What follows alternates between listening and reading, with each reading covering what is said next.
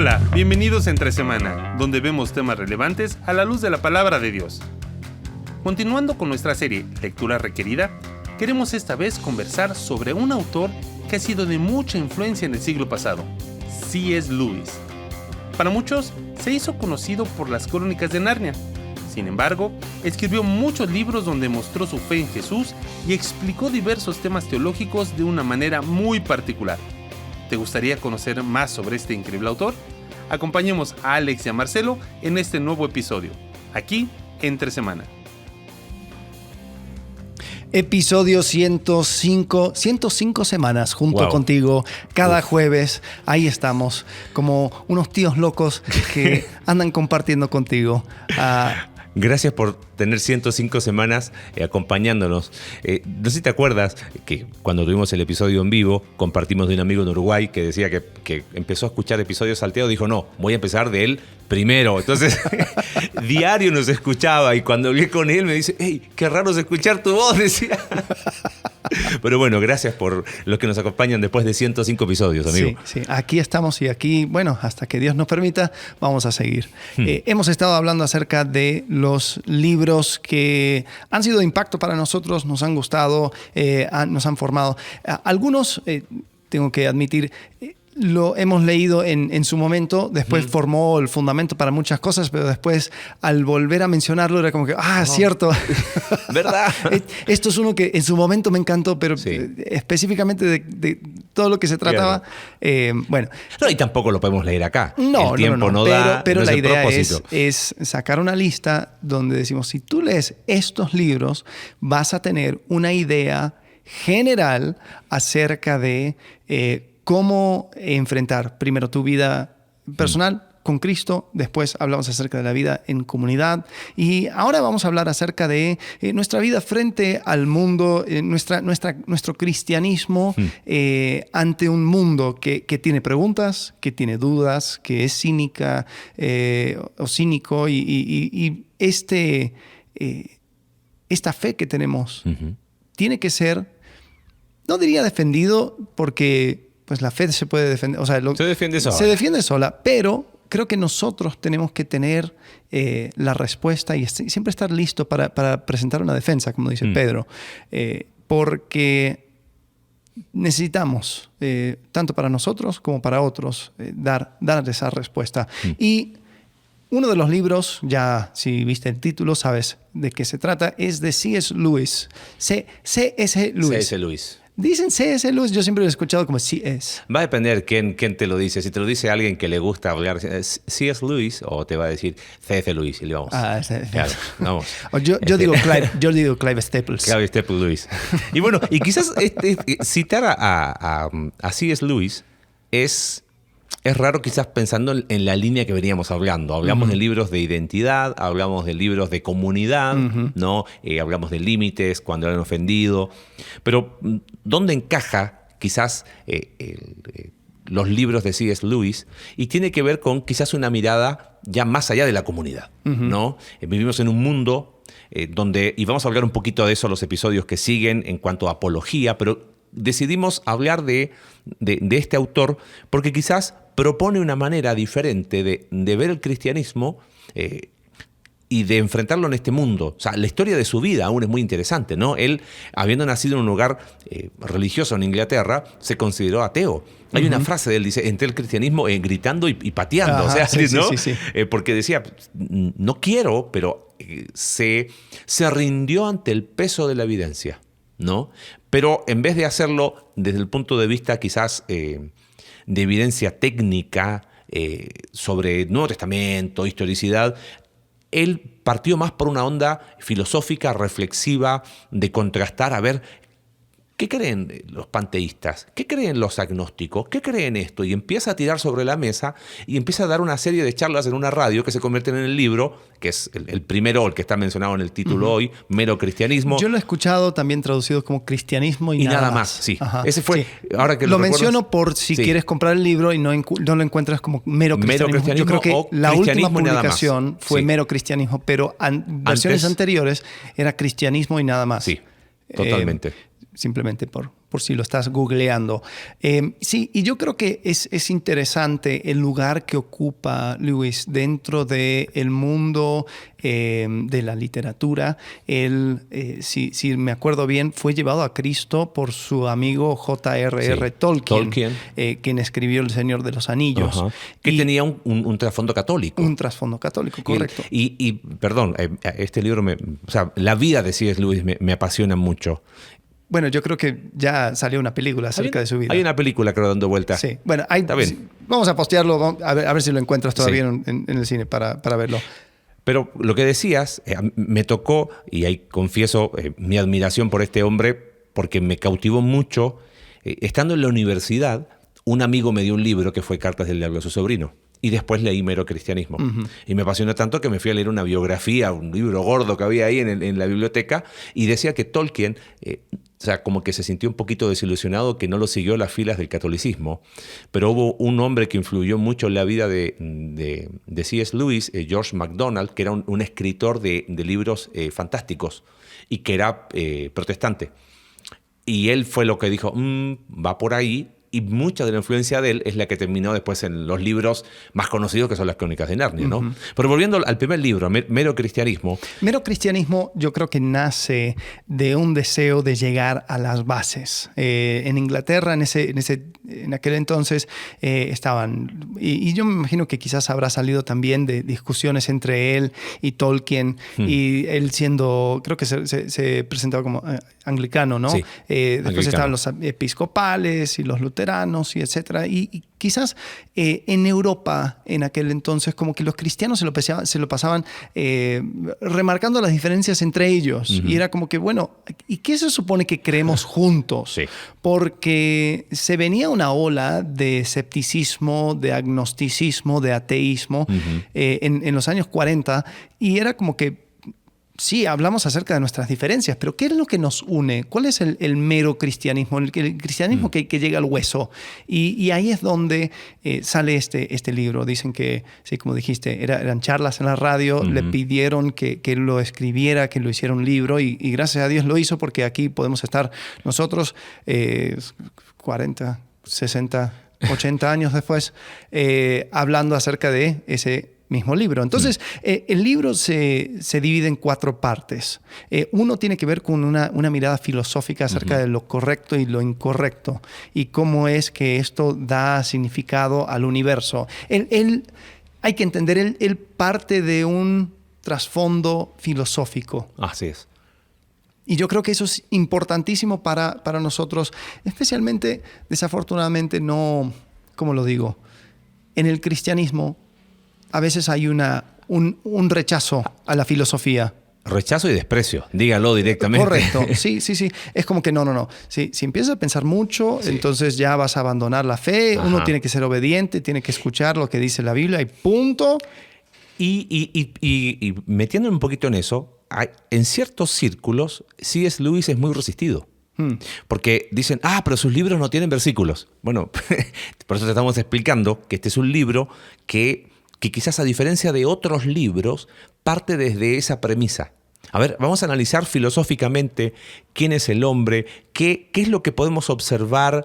Habla un poco de la moral, hace referencias a Kant. O sea, hay un montón de cosas que él va tomando y él va diciendo, a ver, ¿qué ponemos sobre la mesa? Entonces, hay que tener claro eso para leerlo, porque si no es como, pero este libro no tiene versículos. Bueno, no, porque no es su propósito, ¿no? Por eso lo aclaramos por dónde va, uh-huh. ¿no?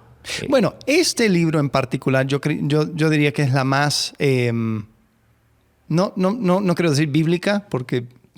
pero es la que más habla acerca de la Biblia. Sí, habla mucho, hay referencias a Dios y a la Biblia son explícitas. Lo que pasa es que no es un libro, no es un comentario de un libro. Correcto. A diferencia del episodio anterior, no es que toma un tema práctico como las ofensas y qué hacemos con las ofensas, sino es, a ver, si ponemos el cristianismo sobre la mesa, ¿es objeto de estudio objetivo? Uh-huh. ¿Qué elementos filosóficos hay? Y por eso empieza toda esa primera parte hablar de eso. Y bueno, va avanzando, queremos mencionar otros libros más de C.S. Lewis, pero después dice, bueno, pongamos o analicemos desde el punto de vista de la lógica, de la razón y de la filosofía, qué creen los cristianos. Y es muy interesante las conclusiones a las cuales va llegando, y él va... hay otro libro que es Sorprendido por la Alegría, que es la historia de su conversión. Pero este libro tiene mucho de su historia personal, porque él dice cómo fue, está muy entretejido en el libro. Ahora me estoy acordando de algunas cosas de esa parte, cuando él va diciendo que empezó a analizar qué creían los cristianos y lo va comparando, ¿viste? Y dice, empieza a levantar solo, a surgir solo la virtud de lo que la Biblia enseña, ¿no? Y por eso tiene un lugar tan importante un libro así. Uh-huh.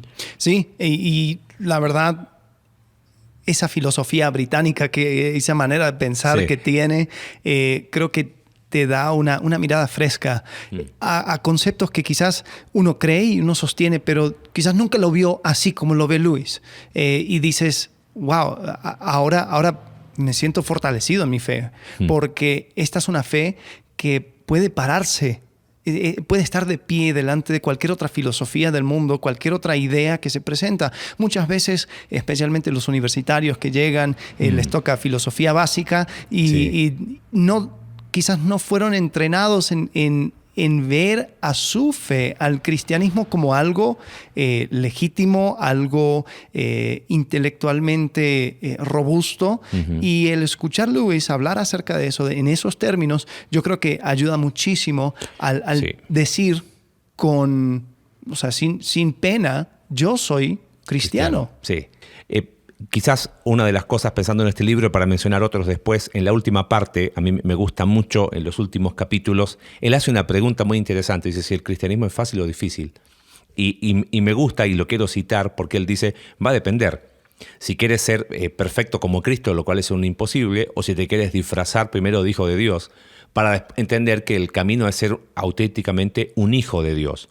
Y habla mucho de, quizás muchas de las cosas aún que hemos hablado en la iglesia últimamente, porque habla de qué es al final el tema, ¿okay? Hablando del precio, de seguir a Cristo, pero es ser buenas personas o ser hombres nuevos. Y creo que es el penúltimo capítulo y termina hablando después de un hombre nuevo. Y me gusta mucho ese énfasis porque dice al final, ser un cristiano no se trata de ser una mejor persona, ni ser una buena persona. Después de toda la discusión filosófica, después de todo el análisis filosófico, histórico, ¿cuál es la palabra técnica? Epistemológico, de dónde vino el conocimiento. A ver, pero ¿por qué creo lo que creo? ¿De dónde vino? Él llega y dice, ¿sabes qué? Ser cristiano se trata de ser un hombre nuevo, ¿no?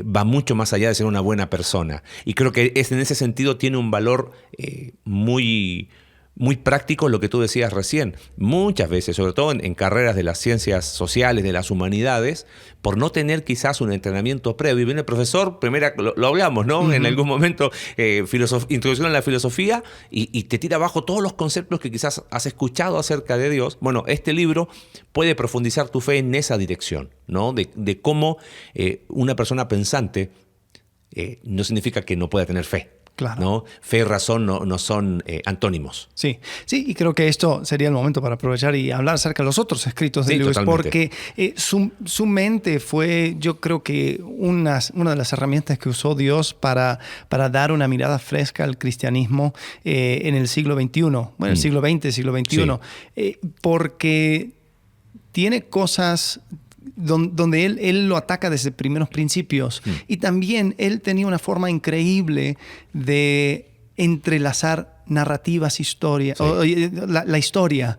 Lo vemos en las Crónicas de Narnia, ¿no?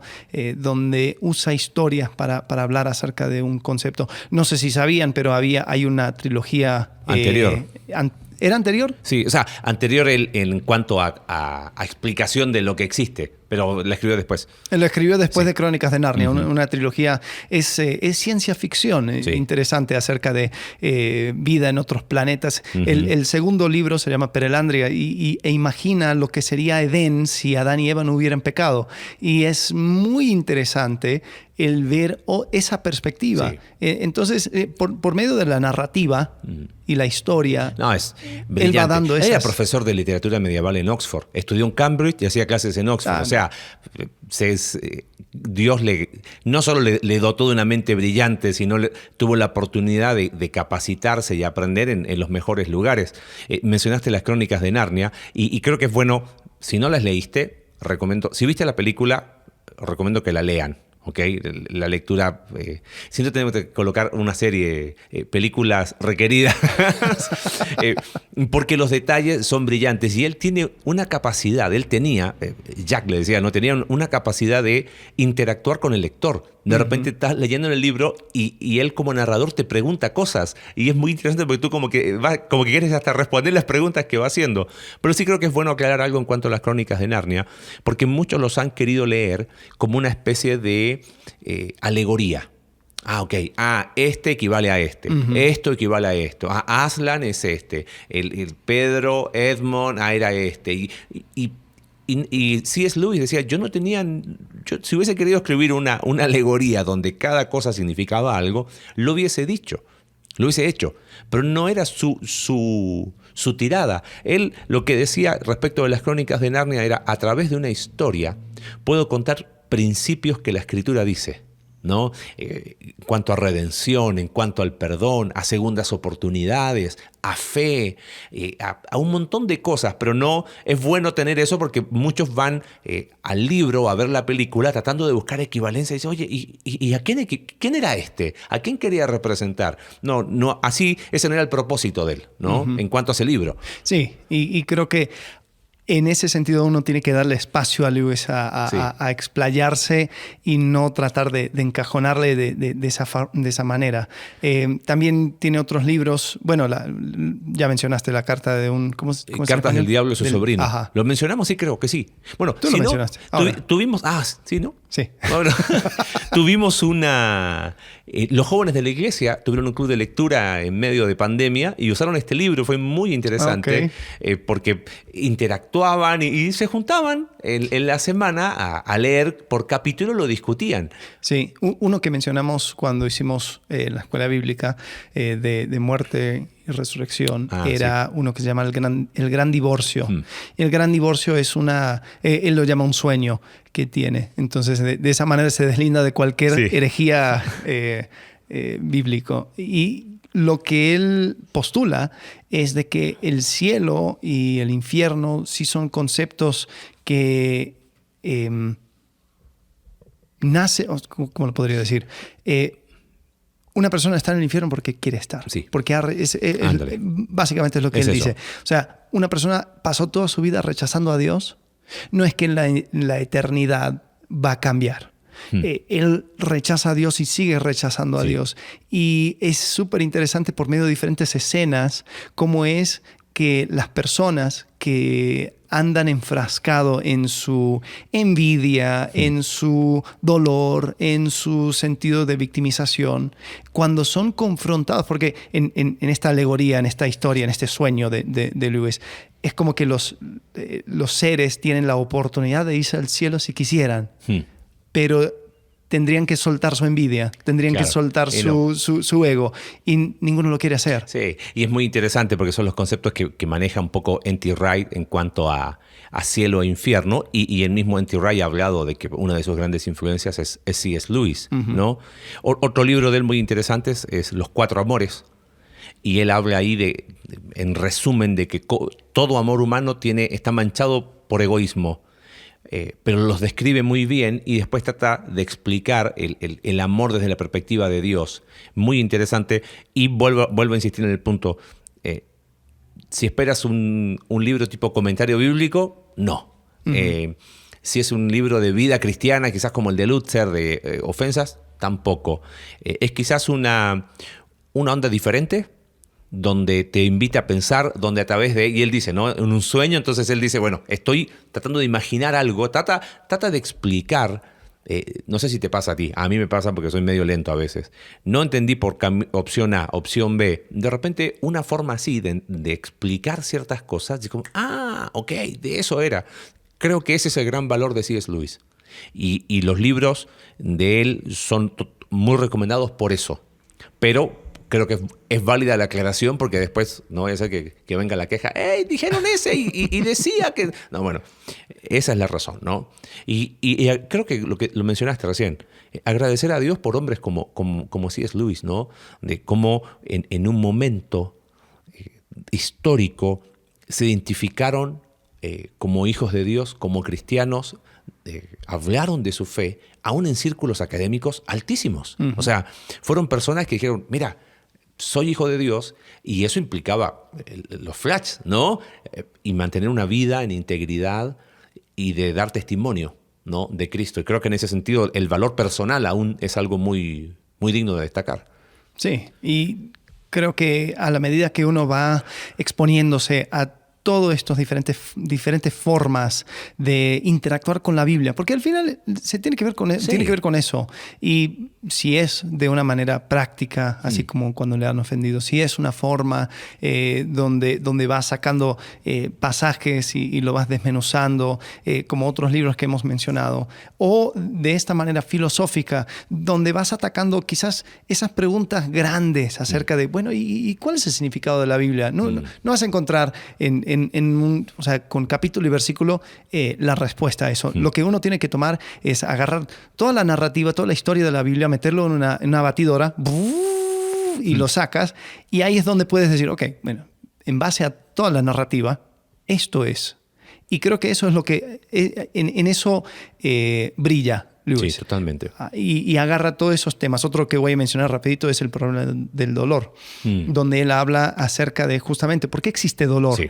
Porque, o sea, si Dios, y ahí es donde quizás puede hablar acerca de esa contienda filosófica de que si Dios es un Dios bueno, porque hay dolor, etc. Entonces él habla, dice, bueno, tenemos una realidad, vivimos en un mundo físico.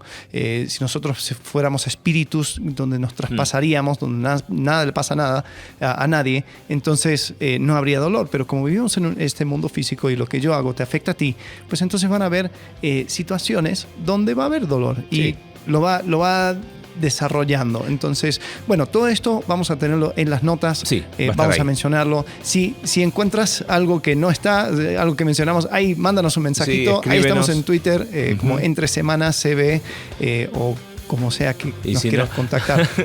Señales de humo, lo que quieras, pero contáctanos sin ningún problema. Así que bueno, gracias. Listo. Nos vemos la próxima semana. Adiós. Gracias por acompañarnos en un capítulo más de Entre Semana. Recuerda que puedes seguirnos a través de nuestra página web Iglesia Conexión Vertical /Entre Semana, Spotify, Apple Podcast y Google Podcast. Hasta la próxima.